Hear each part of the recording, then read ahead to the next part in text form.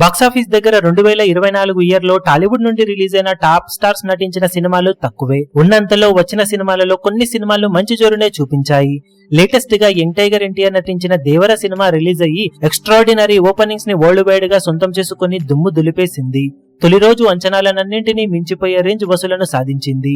130 నుండి 140 కోట్ల దాకా గ్రాస్ వసూలను సాధించవచ్చు అనుకున్న ఎక్స్ట్రాడినరీ నైట్ షోల గ్రాస్ లెక్కలు మొదటి రోజు గాను ప్లస్ అవ్వడం, హిందీలో కూడా గ్రోత్ సాధించడంతో కలెక్షన్స్ ఎక్సీడ్ అయ్యి 157 కోట్ల రేంజ్ దాకా గ్రాస్ వసూలను తొలి రోజు సాధించింది. ఈ ఏడాదికి గాను ఇప్పటి వరకు రిలీజ్ అయిన ఇండియన్ మూవీస్ లో ఆల్ టైమ్ టాప్ 2 ప్లేస్ ను సొంతం చేసుకుని దుమ్ము దులిపేసింది దేవర మూవీ. ఫస్ట్ ప్లేస్ లో ప్రభాస్ నటించిన కల్కి మూవీ 183.20 కోట్ల రేంజ్ గ్రాస్ మార్కును అందుకుని టాప్ లో ఉంటే, దేవర సినిమా ఇప్పుడు 157 కోట్ల గ్రాస్ మార్కును అందుకుని రెండవ ప్లేస్ లో నిలిచింది. మూడవ ప్లేస్ లో the greatest of all time movie 104.75 కోట్ల గ్రాస్ అందుకుని నిలవగా, నాలుగవ ప్లేస్ లో స్త్రీ 2 సినిమా 83.45 కోట్ల గ్రాస్ ను, ఐదవ ప్లేస్ లో గుంటూరు కారం సినిమా 79.30 కోట్ల గ్రాస్ ను, ఆరవ ప్లేస్ లో ఇండియన్ 2 మూవీ 58.10 కోట్ల గ్రాస్ మార్కును అందుకుని ఈ ఏడాది వచ్చిన సినిమాలలో 50 కోట్లకు పైగా గ్రాస్ మార్కును మినిమం వసూలు చేసిన సినిమాలుగా నిలిచాయి. మొత్తం మీద చూసుకుంటే తొలి 3 ప్లేసుల్లో 2 ప్లేసులు టాలీవుడ్ నుండే ఉండటం,